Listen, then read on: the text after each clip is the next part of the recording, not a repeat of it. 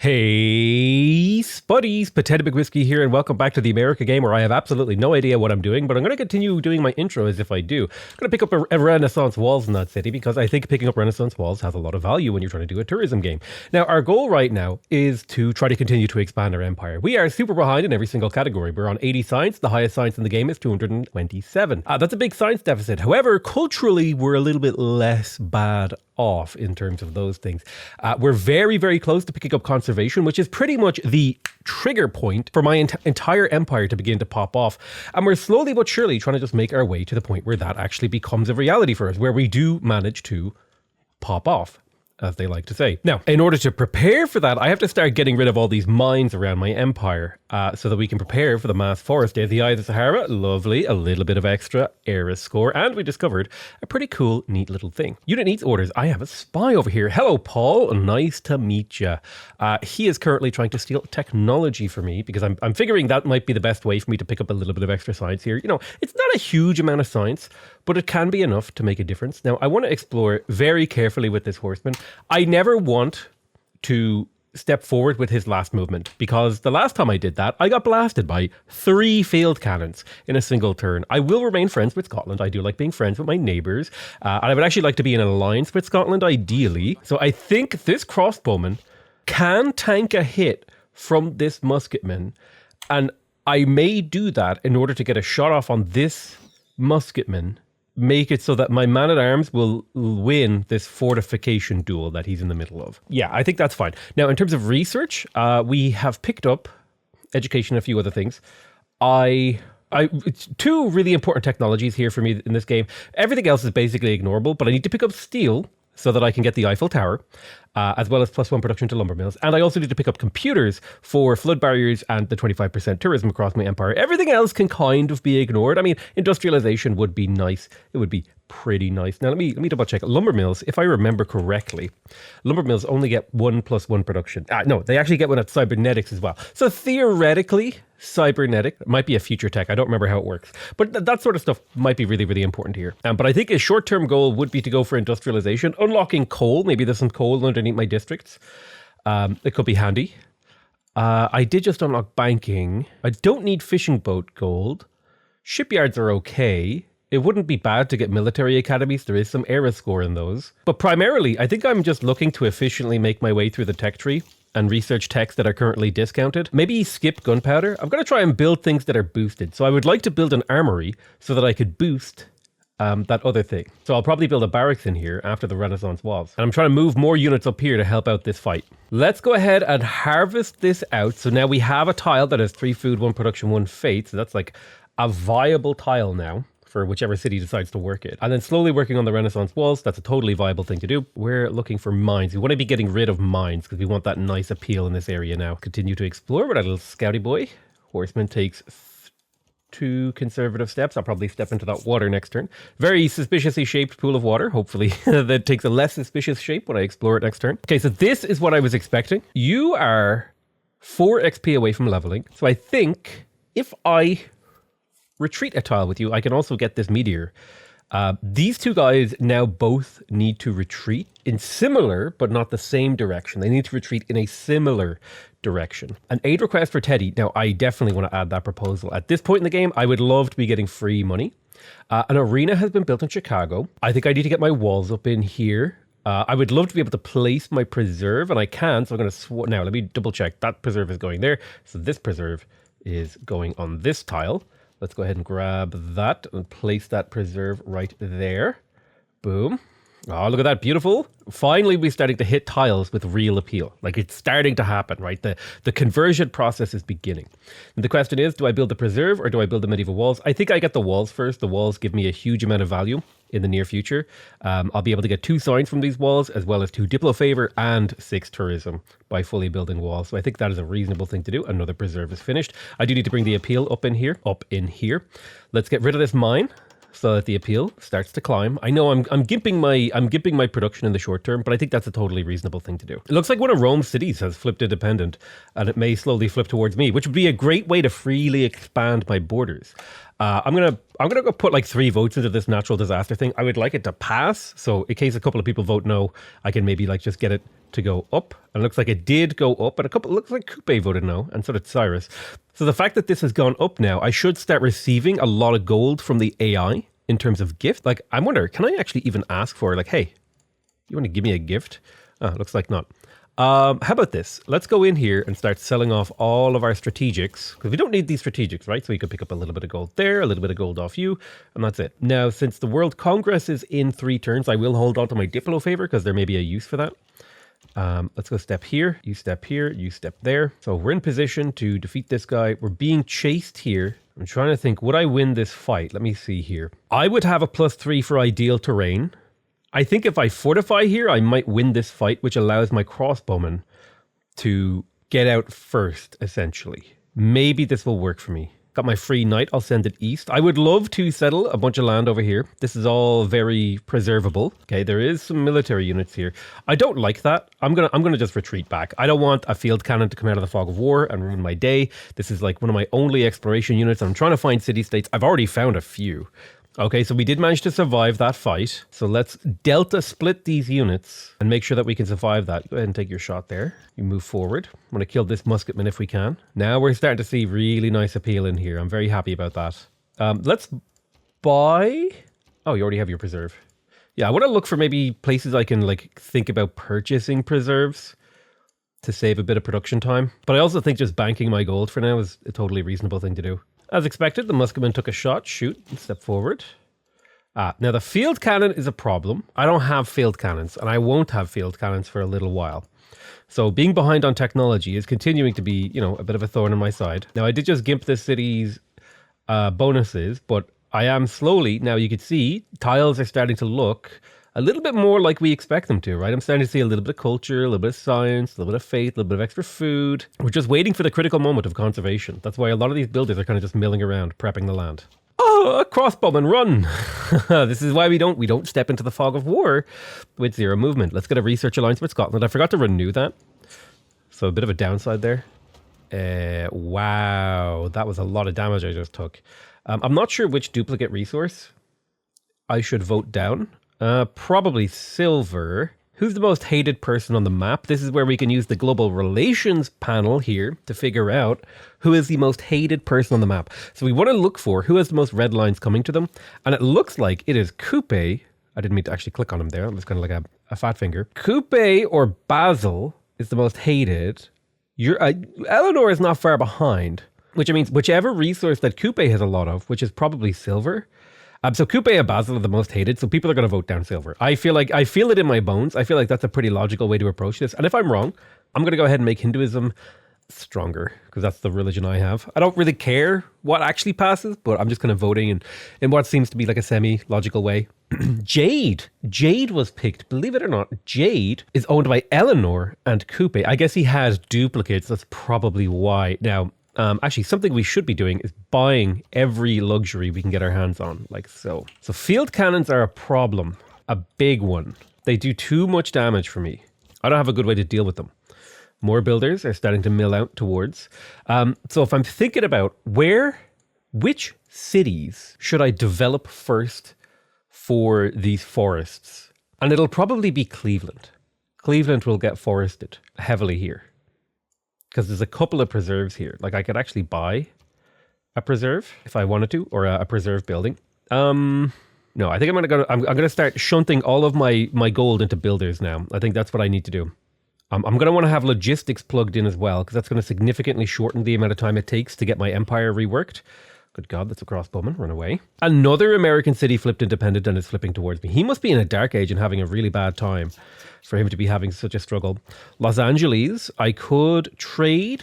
I can definitely trade with Scotland. That's a high value trade. Which city could use the most help? Now, I think Cincinnati already has an outgoing trade route, so that city's getting help. There's quite a few options here that we have. I mean, Ostia theoretically could use more help, because it's producing builders relatively slowly. So I'm going to go ahead and put a trade route in Ostia to try and speed that up. Big old drought here isn't the worst thing in the world. It's honestly, it landed in a place where it doesn't bother me. This city has so much food, it probably can just make do with lumber mills on a lot of these tiles. We got our barracks. Let's go ahead and get the armory, because we want the boost for gunpowder tech, which is the building an armory boost. Remember, that means building that armory essentially has a science bonus attached to it. So that's why we want to pick up and do things like that. Now, looking at the city of Boston. Boston does not have its grove. Boston should have its grove, though. Boston's production is terrible. So Boston is probably going to want to be targeted by some assistance from builders, for sure. So I'll send a couple of builders over here. If we look at the Empire map mode, we can see which tiles Boston has and is working. So we're going to want to primarily try to boost and improve those tiles so Boston is less useless. So I think at this point now, groves are going to be representing a huge boost in my Empire's productivity, so I need to get those up. Looks like that field cannon did not pursue, so we'll kind of take some time to heal. I am being pursued over here, though. I'm actually really, really excited to get conservation. It's like such a moment for an Empire that's like doing this sort of a preserve-based play. Like the scale of my Empire's like productivity is going to ramp so hard right now. Now it's a very late ramp. I'll be real with you. It's like a super late ramp, but it is a ramp. So looking at the city, this is where Pingala is, honestly. I should consider getting a campus and a theater square in here to maximize my science yields. Yeah, I really should. Yeah, I really should. Yeah. I still want a national park. So I guess I'll take this +1 campus here. Now this trade route, I want to send it to High Gold, ideally Scotland. My Scottish trade routes are actually pretty terrible for some reason. I can't tell why. Is it because the road isn't fully built? I'm not sure. Maybe my trade routes are just bad. It's always an option. So Boston is getting a makeover. That much we know for certain. Let's see. Hagmatana, my guy is leveled up. Steel technology at a higher level. That's nice to get those free, well, not free boosts, but the steel boosts. I definitely need to get another spy. I need more trade routes, all that sort of stuff. Another more awful drought in this city. Aquileia expands further, becomes the largest city in our empire. That's great. A city is 15 population for the first time in your empire. That's great. That's fantastic. We have natural history now, so we can get our archaeologists, water parks, as well as zoos. The zoos might be something worth purchasing with gold, in all honesty, in a couple of places for the amenities. But I think that's like maybe a later on thing to do. Now, I'm sitting on 7 envoys, which is an awful lot. I think I should take control of Caguana. We have a look here. +1. So if I take control of Caguana, I'll have access to the Beatty improvement, which gives you +1 culture and +1 culture for every bonus resource and entertainment complex. Wow, I should have actually taken control of these guys a long time ago. It's kind of a mistake that I didn't. So let's take control of Caguana. And actually, taking control of Caguana found Venice for me. So I'll put 1 envoy into Venice for that little trickle of gold. There are viable places for me to put Beatties. Now let's just take a look at the Beatty so we can kind of think about it a little bit logically. So it's +1 culture, and it gives 100% of your culture as tourism. So it's a good way to generate extra tourism. It gets +1 culture from every adjacent entertainment complex and bonus resource. So like, for example, now I don't know, can the Beatty be built? It can only be built on flat land. So like here would be a good Beatty. Like let's say I put a Beatty here. How do I is there not a Beatty button? Like there's a +2 one. Whereas if I theoretically was able to put it here, it'd be +4. Maybe you can put it there. I have to assume it can't be built on hills. No, it can't be built on hills. Okay, so I'm right. So it actually can't be placed here. This mod probably needs to be updated. However, it can be built here. And there's a +3. Not bad. Can they be built adjacent to each other? No, they can't be built adjacent to each other or on hills. So there's like a few places here where I don't have very good opportunities for other sources of tourism, where like I can crank out like a couple of Beatties and it's a totally reasonable thing to do. And so I shall do that thing because it is reasonable. I'm continuously purchasing builders with every ounce of gold that I have. Man, there's so many units over here that I have to fight. It would have been nice to, I should have unlocked the Beatty earlier and like planned it into my build, because I could have added like a significant amount of extra culture on my tiles. That would have sped up my acquisition of conservation. Canada hopefully will agree to open borders, and then I can head into his land and do a little bit of exploration. I'm trying to think if I can win this fight against this man-at-arms. I might be able to with defensive terrain and fortification, and if this crossbowman continues to debate. It's very dependent upon things. Coupe hates my guts, so I'll probably have to scout slightly to the south, which I hate doing. Let's go ahead and steal more tech from Persia. So this is where my other courser died, so I want to be really, really careful around this area. I don't know what. It looks like Scotland is sending units down to the south to actually fight them. There's mass production. Mediolanum is flipping too. So I'll fortify this guy. Maybe he gets hit. He'll have pretty good combat strength. Because if you look at this, right, he has -5 combat strength. But my enemy will have... I'll have another 3. So I'll be 50. He'll be doing the 54 against 50. And I'll get a small heal, so maybe this will work. I don't know. It's hard to tell. I'll definitely get a shot off with my crossbow at least, which will weaken him. I think it would be good to head towards metal casting. And we are building an armory for the boost for gunpowder, so that'll be done next turn. We got our Gurdwara in our capital. Let's go ahead and start building walls, although builders would also be like a totally viable thing to do. But I think getting the walls up as we're heading to conservation is like peak efficiency. Buenos Aires. I think I could take sovereignty of the Vatican City back, so I will. And then I'll just hold on to that envoy in the bank. So in terms of aid, I am starting to receive aid, which is good, because I think that immediately just goes into my bank account up here, which is why I'm having such a good time with gold right now. I could be completely wrong. So I built an armory in Rome, which gave me the boost for gunpowder. Now, thinking about Rome, it's kind of a military production city, but that doesn't mean it can't do other things. Like, for example, build settlers and builders for me. I think I would like to build builders first. And these builders are only one charge down from Ostia.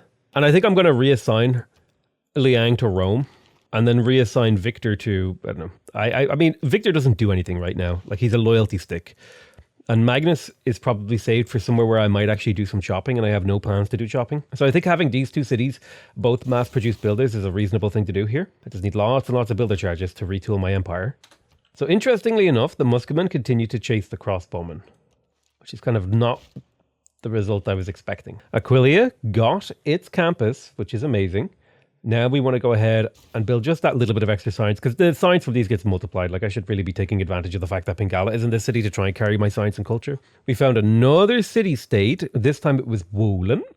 And Wohlen is a good one to put a single point into. It's like a little bit of production, right? You start to build that relationship. I'm amazed that this warrior is still auto-exploring up here. I don't know how he got through this whole, like, frozen wastes.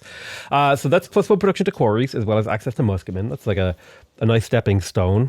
Looking at the city of Atlanta, its big problem is that it just needs like a whole bunch of builder charges and stuff to happen here. I'm going to spend like a little bit of gold so I can start the preserve in the city. That is the correct preserve, right? Sooner I get this preserve going, the better. So if we're looking at the city of Baltimore, does the city of Baltimore continue to need help by trading with Scotland? And you could make an argument that it does. The trade route has extended now.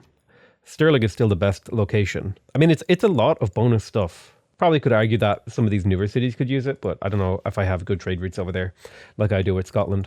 What I like about this phase of the game is that you don't have to actually make many decisions every turn. You're usually making only like 2 or 3 major decisions because you're just in like a flow state where you're waiting for certain things to happen. Okay, there's Cume. So I stole a city from, what's his name?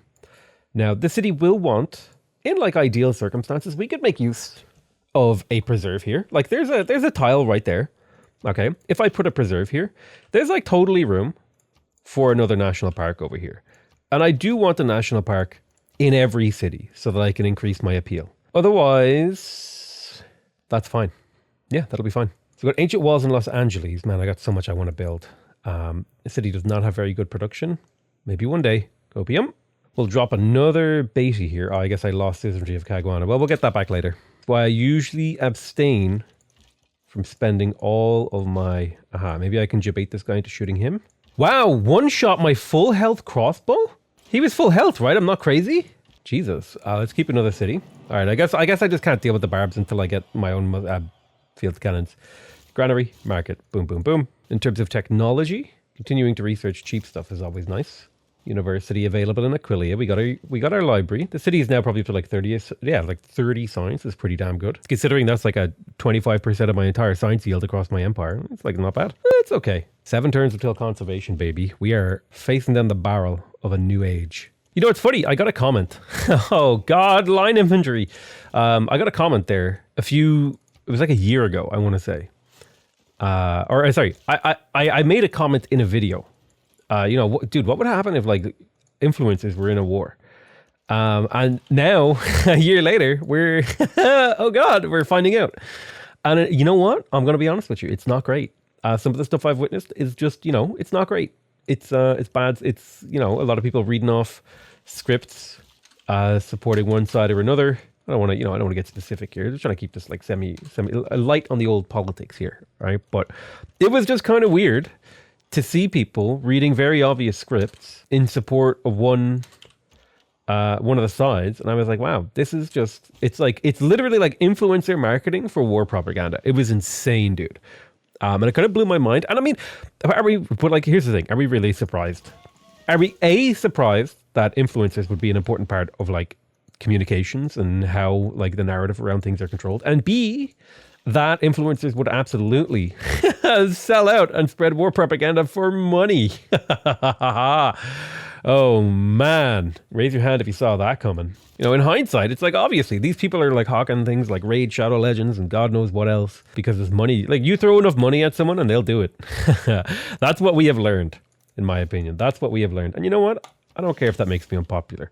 I take very few sponsorships. Okay, I'm allowed to criticize people who are literally taking every single step to maximize their income. While I'm out here, just I'm like, hey, I like making YouTube videos. What's up, bros?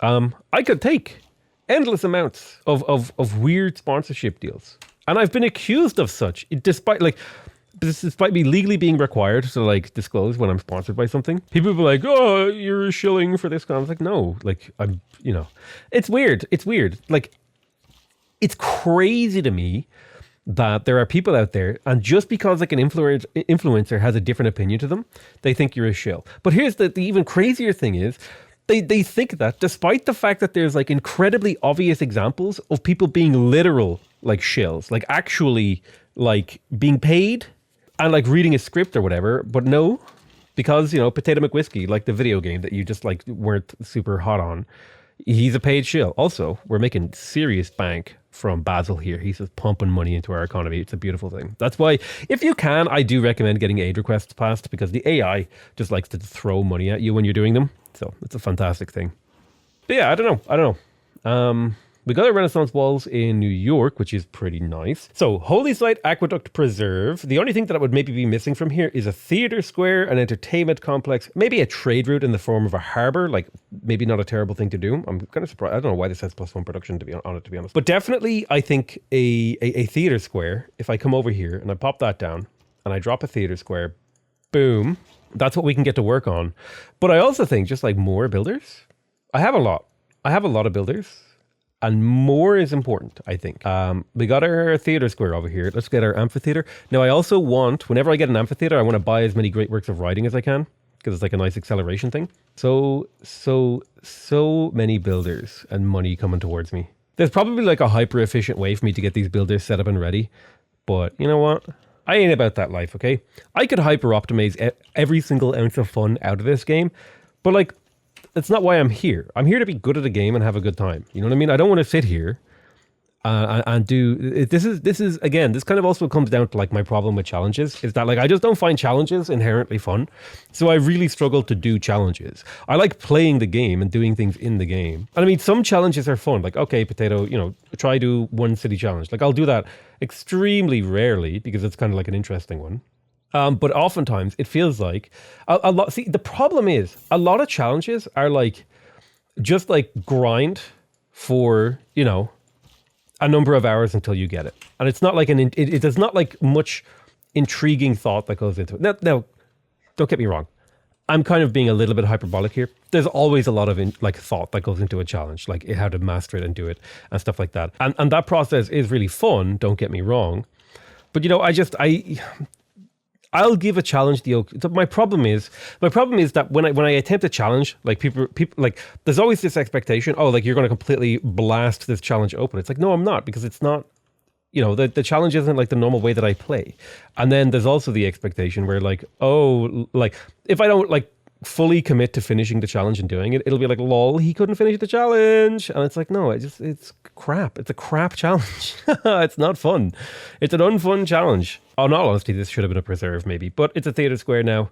I want that culture. Yeah, that's just like my thoughts on challenges and stuff like that and all that kind of jazz. It's just kind of why bother, Who cares?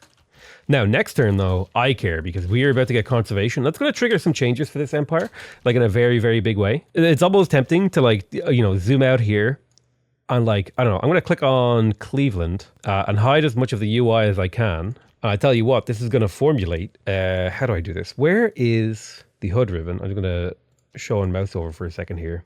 I'm going to clean up this nice UI. Take ourselves a beautiful screenshot centered on Cleveland. Take a beautiful screenshot centered on Cleveland. And then we'll use that to make the thumbnail for this episode. I can't believe I mistyped paint into my search bar on my computer. I typed PAIINT.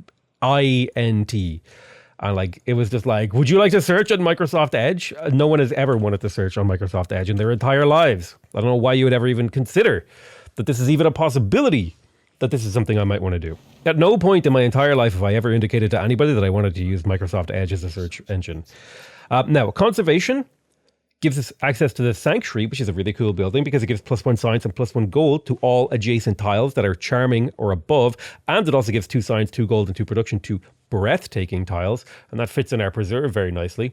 Now, we also have access to the Naturalist, which will allow us to start building national parks, and a couple of extra envoys. But most importantly here, we get our tourism from our wall. So now we're up to the critical number, 69 tourism per turn. And our culture victory has begun in earnest. Now we have exactly 0 tourists right now, but that will slowly change as time goes on, right? We're going to slowly, we're going to cross the Rubicon. We're going to change things. We're going to make it happen. We're going to rebuild America one forest at a time. Oh my God. This is why conservation is so amazing.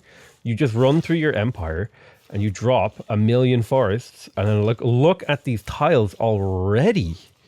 Oh my God. This was one turn of reconstruction, and we have literally transformed nature. Nature has been transformed. Now, I do need to come up into here, and there's a particular card that I really, really need here, and it's called Logistics, because being able to move my builders around here will help a lot. I don't think I need Conscription anymore. Conscription is good, don't get me wrong. And I can probably drop Invention out of my build for something maybe a little bit better.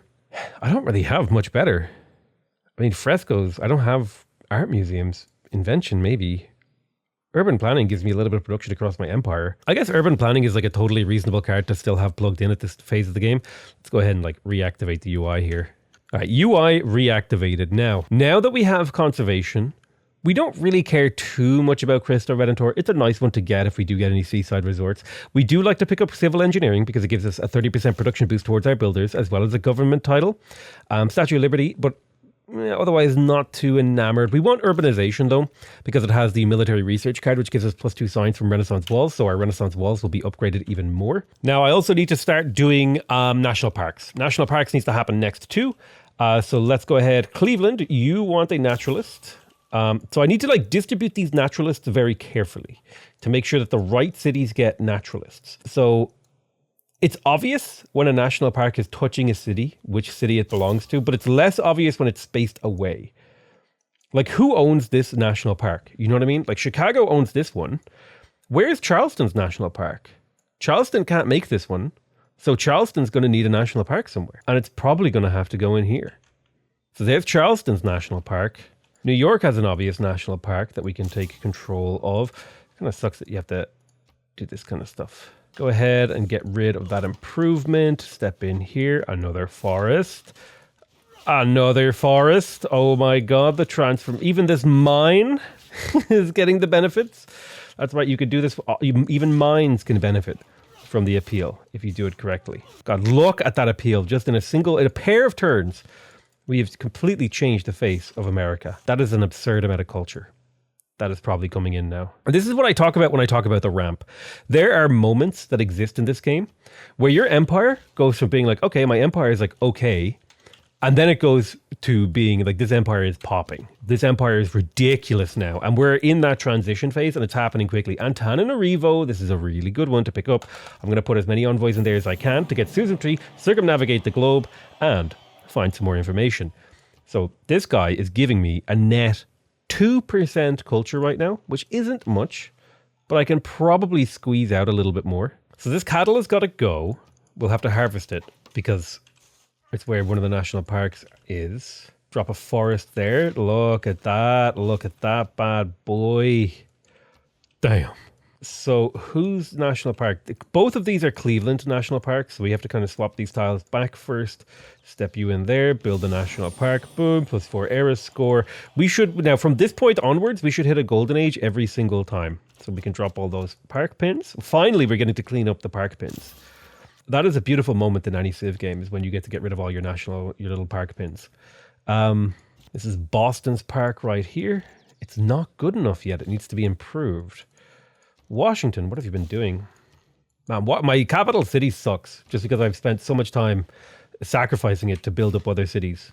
Which was the correct thing to do in this game, I think. It was necessary. Okay, used. Well, I need to be careful because you can't remove bonus resources from a national park, if I remember correctly. So there has to be a little bit of kind of very careful consideration. Now, Chicago could make use of this, as could Boston. I will do this. I will give this to Chicago. I can't afford another naturalist, but I am making 100 faith per turn, so we will be able to get more naturalists as time goes on. You know, if I get rid of this preserve, I can put another national park here. And honestly, a national park is more important to me than the preserve. I mean, don't get me wrong. The preserve is good and important and valuable. But it's like not the be-all, end-all of what I need in my game. It's a good thing to do, but I'm more about these national parks. Need to get rid of this jungle, because jungle has negative appeal, unfortunately. This is the unfortunate reality. Unless you're playing like Brazil or you build the biosphere, it just has negative appeal. So there's not really much point in keeping it around. All right, civil engineering. I will go ahead and plug in public works so I can build builders faster. We shall continue to harvest and rebuild. You can plant forests in national parks, so I will place that there. Need to get rid of this beef location. Boom, boom, boom, boom, which is a cattle tile. I don't know why I decided to call it a beef location, because that just makes it sound weird. Hey, you want to go check out the beef location? Excuse me? Are you propositioning me, sir? Well, I wasn't at first, but now I am. I think grants is a reasonable thing to pick up on Pingala.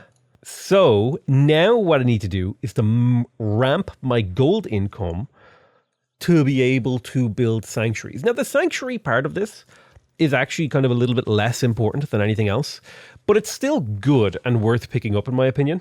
And it's probably also a good idea to make sure that I'm like optimizing sharing, because I think once a national park is built, you can actually swap the tiles. It just has to all belong to a single city before you place it. I'm not sure why the rules are like that, but they just are. It's just like, that's just the way things are. And sometimes you don't get to choose how how things are, and you just have to deal with the way they are. It's like the Pirates Code, right? But I'm loving this huge ramp of faith that I'm getting from this, and the huge ramp of culture as well. And the growth as well is honestly really, really cool. Successfully acquired refining. God, it really felt like I was playing a gimped Civ all the way up until this point. Like this Civ had nothing going for it until I was able to research conservation, like unironically. Okay, Baltimore has its amphitheater. It has its Renaissance walls. It doesn't have its preserve. It doesn't even have its preserve tile unlocked. I could theoretically buy the preserve tile, and I think that's a reasonable thing to spend money on. You could get your grove. Groves are worth buying, in my opinion, but they're also worth building. But this particular grove looks like maybe it's worth buying. Well, let me sell off some luxuries here, and I'll buy that grove. The interesting thing is the grove did not apply the food to the mountain tiles. Now, why is that? The hell did I buy in here? Oh, I didn't buy the grove. I don't know what the hell I did. Did I try to build it instead of buying it? Now, okay, it did apply the food to the mountains. So there you go. There's your grove. Now that is a tasty meat the ball. I love the Workable Mountains mod. It is a fantastic, beautiful, amazing mod that everyone should be proud of. Because, oh my God, the yields on these mountains are incredibly fun. And that's really the motivation behind the Workable Mountains mod. Oh my sweet Jesus, look at my tiles. Paul has leveled up for a third time. I think Linguist is a good one for Spy Stealer. So I need to start thinking about trade routes long term. I need to start thinking about my tourism gain because it's ramping.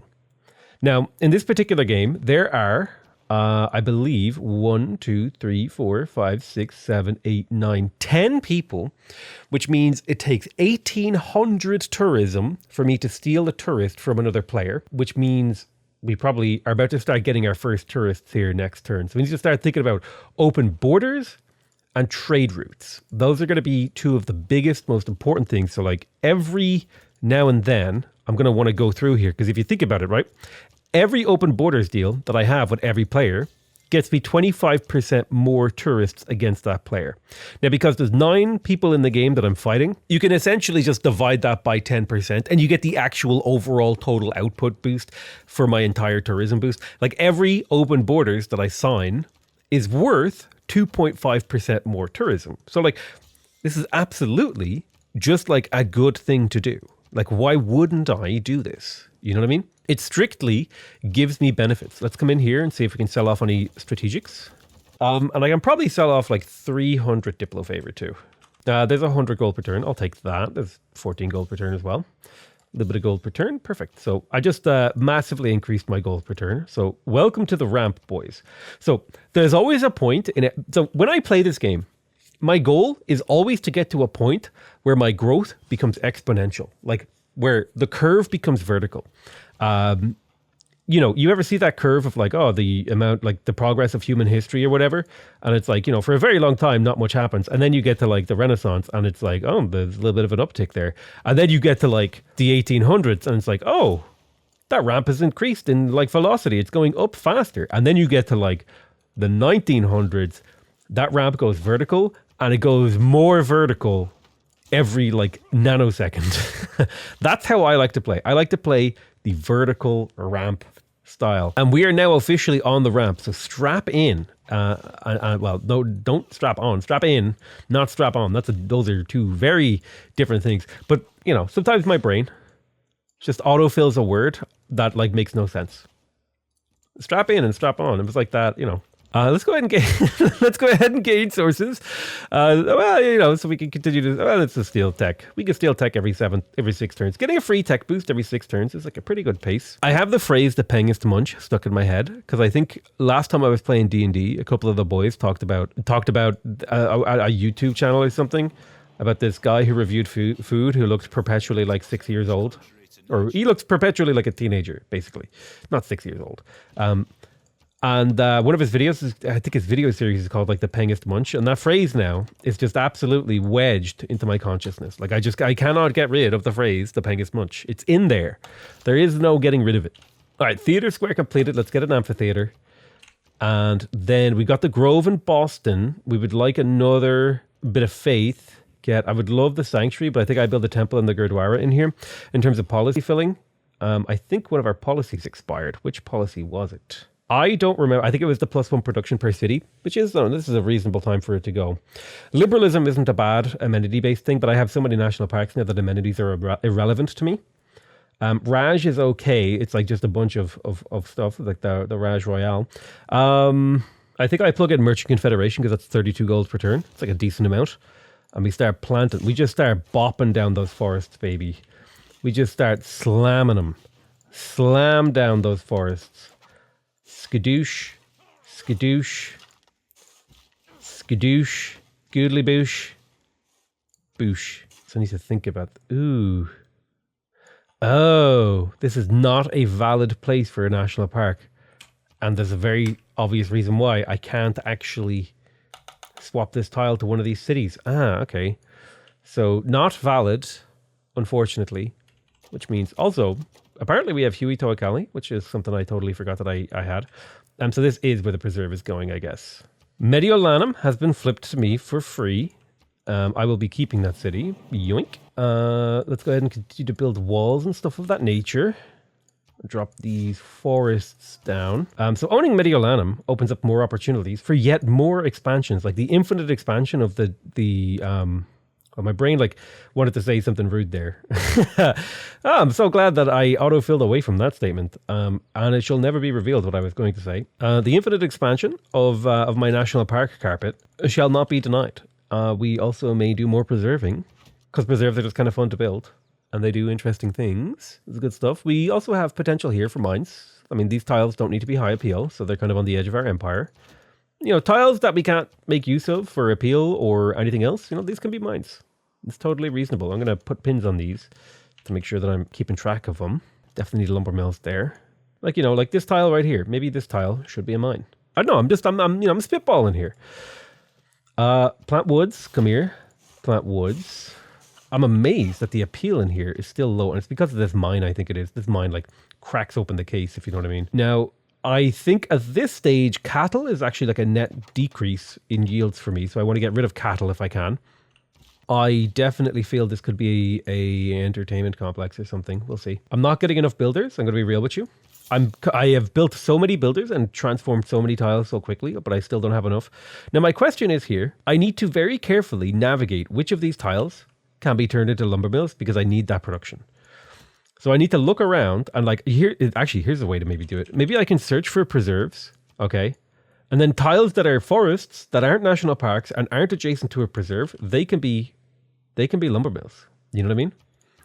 And so through this process, I can actually get production in this area. Like this preserve just knocks everything out. But like over here, for example, these could be lumber mills, baby. I keep forgetting where the lumber mill symbol is, even though I literally clicked on it 5 seconds ago. I have the memory of a goldfish, but not like just a goldfish, like a geriatric goldfish, like a goldfish that's been around a while and is struggling.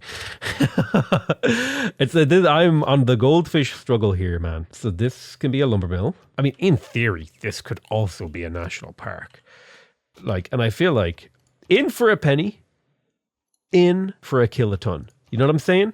In for a penny, in for a kiloton. I know that's a phrase that's never been uttered ever in human history, but I just uttered it. And now you have to live with that fact.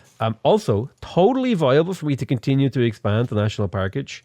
Now, the problem here, though, is if I continue to expand the amount of national parks that I have infinitely, I'm never going to have any production or anything like that. So I gotta be maybe a little bit smarter about this, because I'm kind of maybe running up into the limit of what I can build national park wise. Like I got so many national parks planned, and I do not have the faith for it. So maybe this is better off just being lumber mills for now. And if we want to change it later, we can.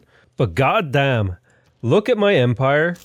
And tell me it's not beautiful. Like, look at this. Look at this tourism that we're already cranking. And we're on the first, like, this is episode 1 of actually, like, I get to play the game. This is like the first 4 episodes. This was me, like, grinding my way to getting this to the fun part, which is that we are now activating the fun. And the game is probably going to end too quickly for me to really get a good amount of joy out of this. I suspect we could win before turn 300 here. It all depends on how much faith I can crank out. But we're already on 4 tourists, so we're 2% of the way to a victory. Anyway, that's going to be it for me. I hope you guys really enjoyed this. I love you all very much, and I'll see you guys next time. Bye-bye.